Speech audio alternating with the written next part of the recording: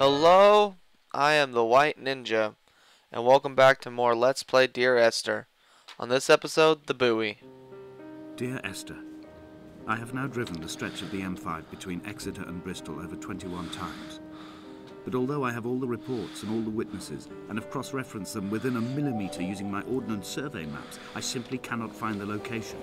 You'd think there would be marks to serve as some evidence. It's somewhere between the turn-off for Sanford and the welcome brake services. But although I can always see it in my rear-view mirror, I have as yet been unable to pull ashore. Alright, so you can do a bit of exploring if you walk up and take that top path. I won't be going that way. I'm not going to explore everywhere in this game, mostly because I want you all to buy it. If I go, this game has gotten a bad rap from a lot of people about being really short, and you're not really playing a game, just really walking around and looking at things. But I like it, and if I go everywhere, that'll give you less of a reason to get it. Look at some of this wreckage here. Boxes. When there's a volleyball in one of them, I think we should return them.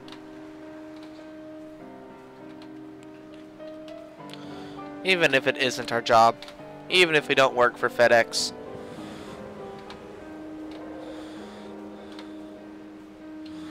There's something over here that I wondered about when I played through this.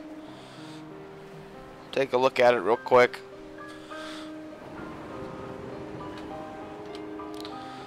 This right here. There must be a hole in the bottom of the boat. How else could new hermits have arrived? What is this supposed to symbolize? Is it supposed to symbolize an anchor, or is it supposed to symbolize the hole in the bottom of the boat? Or what is it supposed to symbolize? I really don't know.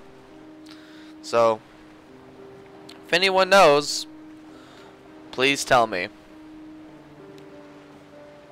There's a lot of things in this game, I just don't know what it symbolizes or what it means. Ooh. That wind was cool. I had kidney stones and you visited the hospital. After the operation, when I was still half submerged in anesthetic, your outline and your speech both blurred. Now my stones have grown into an island and made their escape, and you have been rendered opaque by the car of a drunk. Opaque by a car of a drunk? So wait. There are cars? Did someone die? Who died? Who knows? Hey, look. There's where we're trying to go. Good for us. Ooh. Listen to that wind.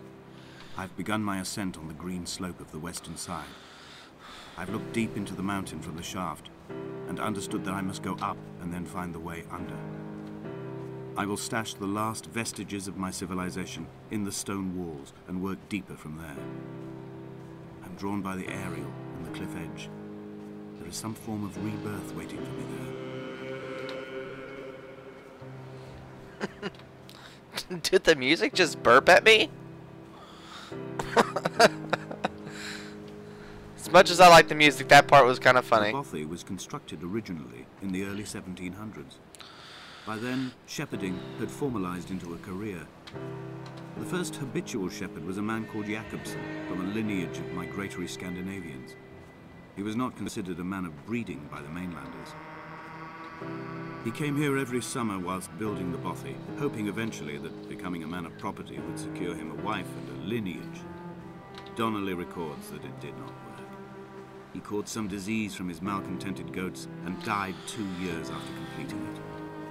There was no one to carve white lines into the cliff for him either. 3 cormorants seen at dusk. They did not land. This house built of stone, built by a long-dead shepherd. Contents: my camp bed, a stove, a table, chairs, my clothes, my books. The caves that score out the belly of this island, leaving it famished. My limbs and belly famished. This skin, these organs, this failing eyesight. When the battery runs out in my torch, I will descend into the caves and follow only the phosphorescence home. Alright. I'm not quite sure what all of that means. Oh, look! A goal. How nice. So we just finished climbing all the way up here. Now we're gonna climb all the way down. And he mentioned something kind of important to the story, I think, about the shepherd and him dying of a disease. And in a footnote, the editor comments that at this point Donnelly was going insane as syphilis tore through his system like a drunk driver. He's not to be trusted.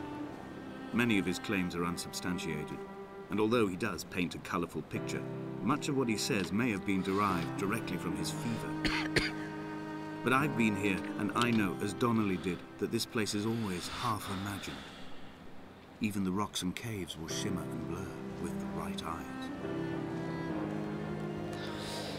So there's a bit of symbolism in there about the syphilis rampaging or whatever through his body. In early spring, the thaw had only just come. Even though he'd been dead nearly 7 months, his body had been frozen right down to the nerves and had not even begun to decompose. His fingernails were raw and bitten to the quick. They found the phosphorescent moss that grows in the caves deep under the nails. Whatever he'd been doing under the island when his strength began to fail is lost. He'd struggled halfway up the cliff again, perhaps in a delirium, perhaps trying to reach the Bothy's fire before curling into a stone and expiring. Man, some of this dialogue is just so dark. Why do I keep coughing? Need to stop coughing. Alright. Man. Such an ugly color for Climbing sand. down to the caves, I slipped and fell and have injured my leg. I think the femur is broken. It is clearly infected. The skin has turned a bright, tight pink, and the pain is crashing in on waves, winter tides against my shoreline, drowning out the ache of my stones. I struggled back to the bothy to rest, but it has become clear that there is only one way this is likely to end. The medical supplies I looted from the trawler have suddenly found their purpose. They will keep me lucid for my final ascent. Alright. Whew, man, this looks so awesome. And that back there, when I was walking through there, all that weird noise, that wasn't my computer just spazzing out or anything.